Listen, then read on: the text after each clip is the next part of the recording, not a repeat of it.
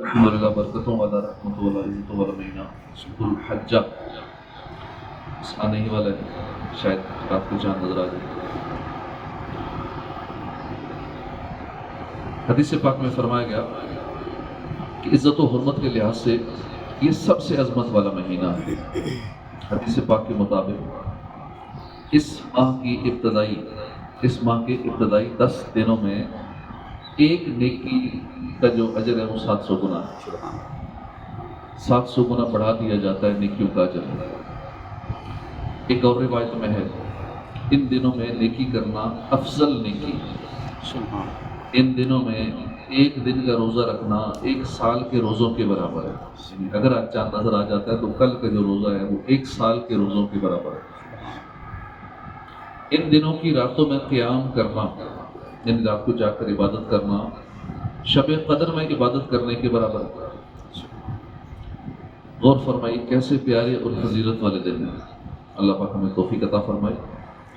ان مبارک ایام میں خوب عبادت کریں، ذکر اللہ کریں، تلاوت کیجیے، نمازیں پڑھیے، علم دین سیکھیے، نفل روزے رکھیے، ہاتھ میں تسبیح رکھ لیں۔ ڈیجیٹل تسبیح آج کل اس نے کام آسان کر دیے، وہ ہر وقت ہاتھ میں ہو تو بہت آسانی رہتی ہے، انگلی میں ڈال لیں، تسبیح موجود ہوگی تو چلتے پھرتے اٹھتے بیٹھتے یاد آتا رہے گا کہ تسبیح ہاتھ میں کچھ نہ کچھ پڑھنا، تسبیح یاد کرتی رہے گی۔ ایک اہم اور آسان نیکی ان دنوں میں یہ بھی کی جا سکتی ہے کہ اللہ کے فضل سے علم دین سیکھنے کا ایک بہترین ذریعہ مدنی چینل پر لائیو مدنی مذاکرے سوال جواب کا سلسلہ ہوتا ہے، تو یہ بھی ایک بہترین ذریعہ ہے علم دین سیکھنے کا، اور علم دین سیکھنا افضل ترین نیکی ہے۔ تو اس کی بھی کوشش کریں کہ روزانہ کم از کم 1 گھنٹہ 12 منٹ مدنی مذاکرے میں شرکت کر لیں، تو ڈھیروں ثواب بھی ملے گا، علم دین بھی حاصل ہوگا۔ 4 ذو الحج کو ایک عظیم عاشق رسول کا یوم وصال ہے۔ وہ عظیم عاشق رسول جنہوں نے ہزاروں کو عاشق رسول بنایا، وہ عظیم عاشق رسول جن کی سیرت صورت چال ڈھال کھانا پینا پہننا زندگی کی ایک ایک ادا سنت کے سانچے میں ڈلی ہوئی تھی، وہ عظیم عاشق رسول جنہیں دیکھ کر عاشقوں کے دل مچلنے لگتے تھے، وہ عاشق رسول جو گنبد خضرا کی جلووں میں گم رہتے تھے، وہ عاشق رسول جنہیں مدینے سے بے حد محبت تھی، وہ عاشق رسول جنہوں نے تکلیفیں برداشت کی مگر مدینہ چھوڑنا گوارا نہ کیا، وہ عظیم عاشق رسول جنہیں محبوب ذیشان مکی مدنی سلطان صلی اللہ علیہ وسلم نے اپنے قدموں میں قبول فرما لیا، یعنی جنت البقیع عطا فرما دی۔ یہ عظیم عاشق رسول کون ہے؟ یہ امام عشق و محبت اعلیٰ حضرت کے مرید، کروڑوں عاشقوں کے دلوں کی دھڑکن، عاشق مدینہ سیدی امیر علیہ سنت کے پیر صاحب، یعنی الیاس قادری صاحب کے بھی پیر صاحب، دنیا انہیں قطب مدینہ یعنی حضرت ضیاء الدین مدنی رحمۃ اللہ علیہ کے نام سے جانتی ہے۔ حضرت ضیاء الدین مدنی رحمۃ اللہ علیہ مسلمانوں کے پہلے خلیفہ عاشق اکبر صدیق اکبر کی اولاد سے ہیں، گویا کہ آپ کو فیضان عشق عاشق اکبر ہی سے نصیب ہوا۔ آپ اصل میں سیالکوٹ کے رہائشی تھے، یہاں سے سفر فرمایا، بغداد سے ہوتے ہوئے مدینہ شریف حاضر ہوئے۔ اس شہر پاک کی فضاؤں سے ایسی لگن تھی کہ یہیں ہو کے رہ گئے، یہیں کے مدینے کے ہو کے رہ گئے۔ 70 سال سے کچھ زائد عرصہ مدینے میں گزارا، وہاں ایک سانس مل جائے تو یہ ہے زیست کا حاصل، وہ قسمت کا دھنی ہے جو گیا دم بھر مدینے میں۔ 1 سیکنڈ مل جائے مدینے میں تو بڑی بات ہے، 70 سال مدینے میں رہنے کی سعادت مل گئی۔ اس دوران بڑی تکلیفیں بھی آئیں، حاسد جو تھے وہ چاہتے تھے کہ آپ یہاں نہ رہیں، عاشقوں کے سینے ٹھنڈے نہ کریں، انہوں نے کئی مرتبہ آپ کو یہاں سے نکلوا دینے کی بھی کوشش کی کہ ہر جگہ حاسد ہوتے ہیں، کوئی نیک آدمی اس کو بھی نہیں چھوڑتے، اللہ کے ولیوں کو بھی نہیں چھوڑتے حاسد۔ بڑی کوشش کی کہ وہاں سے نکلوانے کی، انتظامیہ کو جھوٹی شکایتیں کی گئی کہ ان کو مدینے سے سعودیہ سے نکلوا دیا جائے، مگر یہ شہر مدینہ ہے، یہاں مرضی نہیں چلتی کسی کی، مدینے والا ہی بلوا رہا ہے۔ جسے محبوب ٹھہرانا چاہے اسے بھلا کون نکال سکتا ہے؟ سید قطب مدینہ فرماتے ہیں کہ ایک مرتبہ کسی حاسد نے غلط شکایت لگائی، جس کی وجہ سے نوبت یہاں تک پہنچ گئی کہ پولیس نے میرا سامان گھر سے نکال کر گلی میں رکھ دیا۔ اور کہا کہ اب آپ یہاں نہیں رہ سکتے۔ فرماتے پولیس والے گلی میں موجود تھے، سامان بھی گلی میں رکھا تھا، میں بھی وہیں کھڑا تھا۔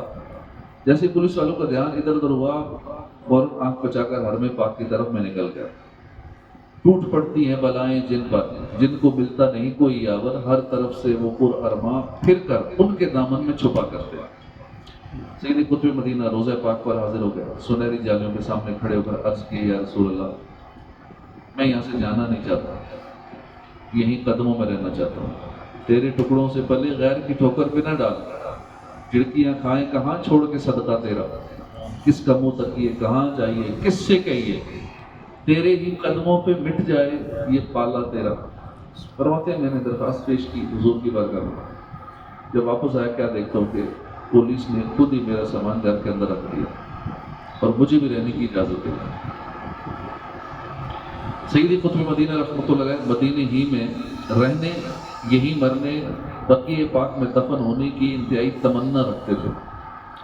اسی تمنا کو لیے آپ نے 70 سال سے کچھ زائد عرصہ مدینہ پاک میں گزارا۔ آخر سچے عاشق رسول کی سچی تمنا پوری ہوئی، حضور نے اپنے عاشق کو قدموں میں قبول فرما لیا۔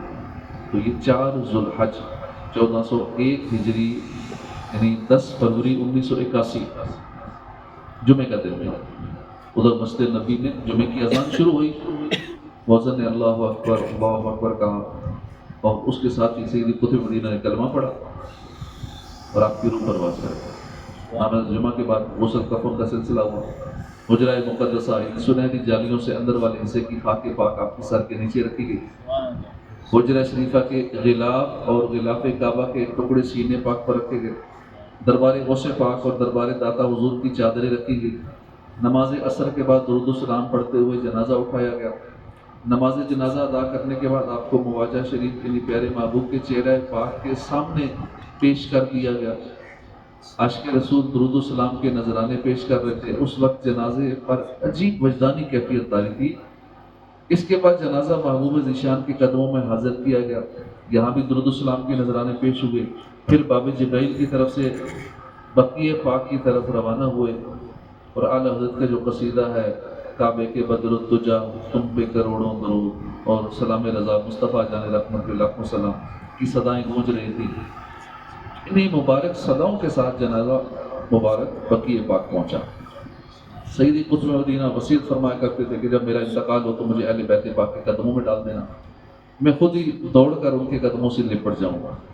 چنانچہ اس وصیت پر عمل کرتے ہوئے شہزادی کونین سیدہ فاطمہ زہرا کے قدموں کی جانب آپ کو دفن کر دیا۔ کیسی خوش نصیب، ایک تو جنت البقیع مل جانا اور پھر شہزادی کونین کے قدموں میں قبر مل جانا، اتنی بڑی سعادت۔ اللہ پاک ہمیں سیدی قطب مدینہ کی سیرت اور اخلاق سے روشنی لینے کی توفیق بخشے۔ کیسی دلالی قسمت ہے، کیسی قابل رشک موت ہے۔ ایک سچے عاشق نے محبوب کے قدموں میں جگہ پانے کے لیے 70 سال انتظار کیا۔ اب بھی کئی لوگ ایسے ہیں جو وہاں رہتے ہیں صرف مرنے کے لیے۔ ایک بزرگ ہیں، ہر دفعہ ہماری ان سے ملاقات ہوتی ہے، حیدرآباد کے ہیں، پڑھے لکھے ہیں، وہ وہیں پڑھے، اس طرح بھی ملاقات ان سے ہوئی، وہیں ہے، بس اسی انتظار میں موت آ جائے، کہیں وہاں سے پاکستان ہو، ایسا نہ ہو کہ مر جاؤں، اسی لیے پاکستان نہیں آتے، وہیں رہتے ہیں۔ ان کی بھی 70-80 سال کی قریب عمر ہے۔ کئی لوگ صرف مرنے کے لیے وہاں رہتے ہیں یا پھر بار بار آتے جاتے ہیں، خاص کر آخری عمر میں۔ چلو زیادہ چانس یہ ہوں گے کہ وہاں شاید مرنا نصیب ہو جائے، اس لیے سال میں کئی دفعہ عمرے پہ جانے کی کوشش کرتے ہیں۔ 70 سال سے کچھ زیادہ عرصہ انتظار کیا صرف حضور کے قدموں میں جگہ پانے کے لیے، جنت البقیع میں وہ 2 گز زمین کے لیے۔ مشکلات آئیں، صبر کرتے رہے، اپنوں سے دور، بہن بھائیوں سے دور، مدینہ پاک میں رہتے رہے۔ خواہش تھی تو صرف اتنی تھی بقیہ پاک میں دفن ہونا نصیب ہو۔ محبوب ذیشان مکی مدنی سلطان صلی اللہ علیہ وسلم نے کیسی لاج رکھی، کیسا کرم فرمایا، عاشق صادق کو قدموں میں قبول فرمایا بھی، اور کس شان کے ساتھ، سبحان اللہ۔ جنازہ پاک کبھی مواجہ شریف پر پیش ہوتا ہے، یعنی سنہری جالیوں کے بالکل سامنے جہاں حضور کا چہرہ مبارک، کبھی وہاں جنازہ پیش ہوتا ہے، کبھی قدموں میں حاضر ہوتا ہے، اور پھر آخر درود و سلام کی گونج کے ساتھ اہل بیت پاک کے قدموں میں آرام کی جگہ مل جاتی ہے۔ اللہ پاک ہمیں بھی ایسا نصیب عطا فرمائے، کاش عمر بھر مدینے میں آنا جانا نصیب رہے جب آخری وقت آئے گنبد خضرہ شریف کا سایہ ہو، سنہری جالیاں ہوں، کلمہ پڑھتے ہوئے درود پاک لبوں سجائے ہوئے، تب نہیں، یوں مجھ کو موت آئے تو کیا پوچھنا میرا، میں خاک پر نگاہ در یار کی طرف، کعبے کے صدقے دل کی تمنا مگر یہ ہے مرنے کے وقت منہ ہو در یار کی طرف۔ غور فرمائیے مدینہ پاک کیسا نرالا شہر ہے۔ ابھی میں نے ایک عاشق رسول کی وفات کا ذکر کیا، اس پر سبحان اللہ کہا جا رہا ہے، یہ تو اللہ کے ولی ہیں، بہت بڑے عاشق رسول، سیدی قطب مدینہ کا ذکر تھا۔ کوئی عام سا آدمی بھی ہو، عاشق رسول ہو، ہمیں بتایا جائے کہ فلاں مدینے گیا تھا، وہیں موت ہو گئی، چاہ کر یا نہ چاہتے ہوئے ہماری زبان سے سبحان اللہ نکلے گا، اب اس پر رشک آ رہا ہوگا۔ حالانکہ دنیا میں کہیں بھی کسی بھی خطے میں کتنی ہی زیادہ عمر پانے کے بعد کوئی شخص وفات پا جائے تو انا للہ و انا الیہ راجعون پڑھا جاتا ہے، رشتہ داروں سے تعزیت کی جاتی ہے، غم کا اظہار ہوتا ہے، مگر مدینے میں مرنے کی بات ہی الگ ہے۔ جو مدینے میں مرے اس پر غم کرنے کی بجائے عاشق رسول اس پہ رشک کرتے ہیں۔ یہاں رہ کے جینا ہے مرنے سے بدتر، وہاں جا کے مرنا ہے جینے سے بہتر۔ میسر جو ہو ان کے قدموں پر رہ کر وہی زندگی اصل میں زندگی ہے۔ مدینہ پاک بہت ہی عظمت والا ہے، نہایت برکتوں والا، فضیلتوں والا، پیارا پیارا سونا سونا شہر ہے۔ اللہ پاک نے اپنے محبوب کے قیام کے لیے خود اس شہر پاک کا انتخاب فرمایا اور جانب ہجرت کا حکم دیا۔ والذین ہاجروا فی اللہ من بعد ما ظلموا لنبوئنہم فی الدنیا حسنہ، اور جنہوں نے اللہ کی راہ میں اپنے گھر بار چھوڑے اس کے بعد جو ان پر ظلم کیا گیا تو ہم ضرور انہیں دنیا میں اچھی جگہ دیں گے۔ تفسیر طبری میں ہے، امام شافعی فرماتے ہیں کہ اس آیت کریمہ میں حسنہ سے ہمارے پیارے آقا صلی اللہ علیہ وسلم کا پیارا پیارا مدینہ مراد ہے۔ علماء کرام فرماتے ہیں کہ محبت کرنے والا اپنے محبوب کے لیے بہترین اور خوبصورت ترین جگہ کا ہی انتخاب کیا کرتا ہے، جبکہ اللہ رب العالمین نے اپنے محبوب کے لیے مدینہ پاک کا انتخاب فرمایا۔ اس سے ثابت ہو گیا کہ مدینہ پاک تمام دنیا سے افضل و اعلیٰ ہے، اچھا ہے، بہترین ہے، کیونکہ سارے نبیوں کا سرور مدینے میں، سب رسولوں کا افسر مدینے میں ہے، لطف جنت سے بڑھ کر مدینے میں ہے، میٹھے محبوب کا گھر مدینے میں۔ چونکہ محبوب صلی اللہ علیہ وسلم مدینہ پاک میں ہے، لہذا علماء کرام فرماتے ہیں تمام دنیا سے مدینہ پاک میں مرنا اور یہاں دفن ہونا افضل ہے، کیونکہ یوں پیارے آقا صلی اللہ علیہ وسلم کا پڑوس نصیب ہو جاتا ہے۔ وہاں جو دفن ہوا تو آقا کا پڑوسی ہو گیا، ہر وقت کے پڑوس میں رہتا ہے۔ اے کاش مدینے میں مجھے موت یوں آئے، چوکھٹ پہ تیری سر ہو میری روح چلی۔ حدیث پاک کی سب سے پہلی کتاب ہے موطا امام مالک، عظیم عاشق رسول حضرت امام مالک نے اس کتاب میں حدیثیں جمع کی ہیں۔ اس میں ایک روایت ہے کہ ایک مرتبہ کسی کا انتقال ہوا، پیارے آقا نے اس کی نماز جنازہ پڑھا، میت کو قبرستان لے جایا گیا، ابھی قبر تیار ہو رہی تھی، چنانچہ رسول خدا احمد مجتبیٰ صلی اللہ علیہ وسلم تشریف فرما ہو گئے، قبر تیار ہونے کا انتظار فرمایا۔ اتنے میں ایک صحابی نے قبر کے اندر جھانک کر دیکھا اور کہا یہ مومن کا کتنا برا ٹھکانہ ہے۔ محبوب ذیشان صلی اللہ علیہ وسلم نے جب یہ بات سنی تو فرمایا کہ تم نے بری بات کہی ہے۔ عرض کیا یا رسول اللہ میرا یہ مقصد نہیں تھا، میں تو یہ کہنا چاہ رہا تھا کہ ان کو شہادت کی موت نصیب ہوتی تو کیا ہی بات تھی۔ آپ صلی اللہ علیہ وسلم نے فرمایا شہادت کی تو مثال ہی نہیں ہے، البتہ یہ خطہ یعنی مدینہ پاک وہ خطہ زمین ہے کہ پوری دنیا کی نسبت مجھے پسند ہے کہ میری قبر یہاں بنائی جائے۔ حضور خود فرما رہے ہیں کہ میری قبر مدینے میں بنائی جائے، مجھے یہ پسند ہے۔ شاہ تم نے مدینہ اپنایا، واہ کیا بات ہے مدینے کی، اپنا روضہ اسی میں بنوایا، واہ کیا بات ہے مدینے کی، ہر طرف رحمتوں کا ہے سایہ، واہ کیا بات ہے مدینے کی، خوب رتبہ عظیم ہے پایا، واہ کیا بات ہے مدینے کی۔ علامہ صفدی رحمۃ اللہ علیہ فرماتے ہیں صرف مدینہ پاک کی یہ شان ہے کہ باقاعدہ حدیث پاک میں یہاں مرنے کی ترغیب دلائی گئی ہے۔ اب یہ ترغیب دنیا کے کسی بھی اور شہر کے بارے میں نہیں ہے۔ ترغیب کیا ہے؟ حدیث پاک ہے کہ جس سے بن پڑے وہ مدینے میں مرے، بس جو مدینے میں مرے گا میں اس کی شفاعت فرماؤں۔ طیبہ میں مر کے ٹھنڈے چلے جاؤ، آنکھیں بند، سیدھی سڑک شہر شفاعت نگر کی۔ آپ کے ذہن سوال ہو سکتا ہے کہ سوال کس طرح اٹھ رہا ہو کہ موت تو ہمارے اختیار میں نہیں ہے، ہم نہ پیدا اپنی مرضی سے ہوئے نہ مرضی سے مر سکتے ہیں۔ لائی حیات آئے قضا لے چلے، اپنی خوشی نہ آئے نہ اپنی خوشی چلے، نہ بندہ اپنی مرضی سے پیدا ہو سکتا ہے نہ مرضی سے مر سکتا ہے۔ جب معاملہ ایسا ہے کہ اپنی مرضی سے اپنے مرنے کے مقام کا انتخاب کر ہی نہیں سکتے، تو یہ ترغیب کیوں دلائی گئی؟ کیوں کہا گیا کہ مدینے میں مرو؟ اس کا مطلب کیا ہے؟ علماء کرام فرماتے ہیں کہ فرمان مصطفیٰ صلی اللہ علیہ وسلم کا مطلب یہ ہے کہ اپنی پوری کوشش کرو، ساری توانائیاں اس پہ خرچ کر دو کہ مجھے مدینے میں موت ہے۔ یعنی ہم نے مرنا کہاں ہے، یہ تو اللہ کی مرضی ہے نا، اللہ کی مرضی پر ہے۔ ہمارے ذمہ یہ ہے کہ ہم مدینے میں مرنے کی جتنی کوشش کر سکتے ہیں اتنی ہم کوشش کریں، کر گزریں۔ مثلا مدینے میں مرنے کی دعائیں تو کر سکتے ہیں نا، بار بار دعائیں کرو، ہماری طاقت میں ہے نا دعائیں تو کرنا ہے۔ لہٰذا مدینے میں مرنے کی دعائیں کریں، خوب رو رو کر کریں، گڑ گڑا کے کریں، سجدے میں گر کے کریں، تہجد میں اٹھ کے کریں کہ اللہ مدینے میں موت نصیب فرما۔ نہ اور کوئی تمنا نہ جستجو ٹھہرے، دل و نظر میں مدینے کی آرزو ٹھہرے۔ دعا ہے رب سے مدینے کا ایک منظر بوقت مرگ بھی آنکھوں کے روبرو ٹھہرے۔ آپ کو معلوم ہے مدینے میں مرنے کی دعا کرنا پیارے آقا کا مبارک طریقہ ہے۔ یہ روایت میں ہے کہ جب کبھی رسول اکرم صلی اللہ علیہ وسلم مکہ پاک تشریف لے جاتے، وہاں دعا فرمایا کرتے تھے، اللہم لا تجعل منایانا بہا حتی تخرجنا منہا، یعنی اے اللہ پاک ہمیں مکے میں موت نہ دینا یہاں تک کہ ہم یہاں سے پلٹ کر واپس مدینے تک پہنچے۔ مدینے میں آقا ہمیں موت آئے، بنے کاش مدفن ہمارا مدینہ۔ حضرت انس رضی اللہ عنہ سے روایت ہے کہ خاتم المرسلین رحمت للعالمین صلی اللہ علیہ وآلہ وسلم نے فرمایا، جو شخص دو حرموں میں سے مدینہ اور مکہ میں سے کسی ایک میں مرے گا، قیامت کے دن امن والوں میں اٹھایا جائے گا۔ کتنا بڑا نام ہے، کتنی بڑی خوشخبری ہے، کتنی بڑی نوید ہے۔ قیامت کا 50,000 سال کا دن ہے، سورج سوا میل پر رہ کر آگ برسار ہوگا، تانبے کی دہتی ہوئی زمین پر ننگے پاؤں کھڑا کیا جائے گا، جس دن باپ بیٹے کو بول جائے گا، جس دن ماں بیٹی سے جان چھڑائے گی، جس دن ہر ایک کو اپنی اپنی پڑی ہوگی۔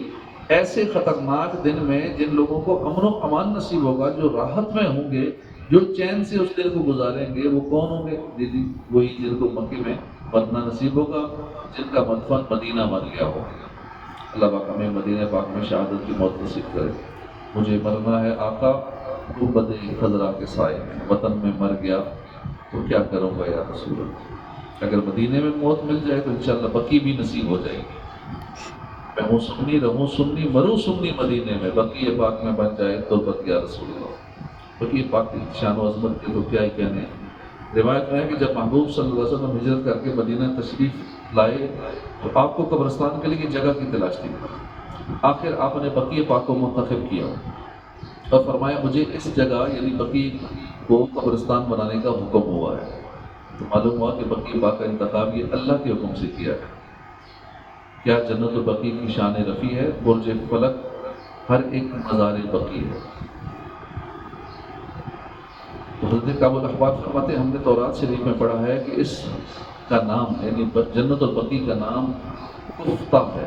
فرشتے اس کی نگرانی کرتے ہیں، جب یہ قبرستان بھر جاتا ہے تو فرشتے اس کو دونوں طرف سے اٹھا کر جنت میں ڈالتے ہیں۔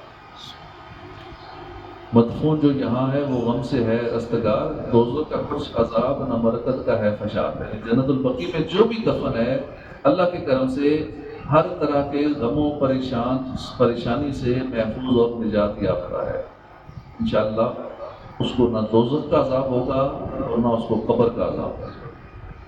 علامہ سمودی نقل کرتے ہیں ایک مرتبہ نبی پاک صلی اللہ علیہ وسلم بقیع پاک تشریف لے گئے، جب وہاں پہنچے تو ارشاد فرمایا اللہ پاک اس قبرستان سے 70,000 لوگوں کو بغیر حساب کتاب کے جنت میں داخل فرمائے گا۔ یہاں ایک اور وضاحت کر دوں، مدینہ شریف مرنے کی بڑی فضیلت ہے، یہاں مرنے والوں کو پیارے آقا کی شفاعت ملے گی، انشاءاللہ عذاب قبر سے نجات ملے گی، اللہ نے چاہا تو بے حساب جنت میں جانا بھی نصیب ہوگا۔ مگر یاد رکھیے سب فضیلتیں عاشقان رسول کے لیے ہیں۔ بد مذہبوں اور غیر مسلموں کے لیے یہ فضائل نہیں ہے، ورنہ دیکھیے کتنے منافق ہیں، بلکہ منافقوں کا سردار عبداللہ بن ابی ابی سلول بھی یہی دفن ہے، وہ یقیناً عذاب کا حقدار ہے۔ اللہ پاک فرماتا ہے ان اللہ لا یغفر ان یشرک به، بے شک اللہ اس بات کو نہیں بخشتا کہ اس کے ساتھ شرک کیا جائے۔ تو پتہ چلا بخشش ملنے اور عذاب سے بچنے کی سب سے پہلی شرط عقیدے کی درستی ہے۔ عقیدہ درست ہے تو بہت فضیلتیں ہیں، اور اگر عقیدہ درست نہیں ہے تو سمجھ لیں بندہ صفر ہے۔ اللہ پاک ہمیں سچے اور درست اسلامی عقائد پر استقامت عطا فرمائے۔ کاش ایمان کی سلامتی کے ساتھ، عافیت کے ساتھ، سب لوگوں کے سائے میں سنہری جالیوں کے سامنے مرنا اور بقیہ پاک میں دفن ہونا نصیب ہو جائے۔ اے کاش مدینے میں مجھے موت یوں آئے، چوکھٹ پہ تیری سر ہو میری روح چلی۔ آمین بجاہ نبی الامین صلی اللہ علیہ وآلہ وسلم۔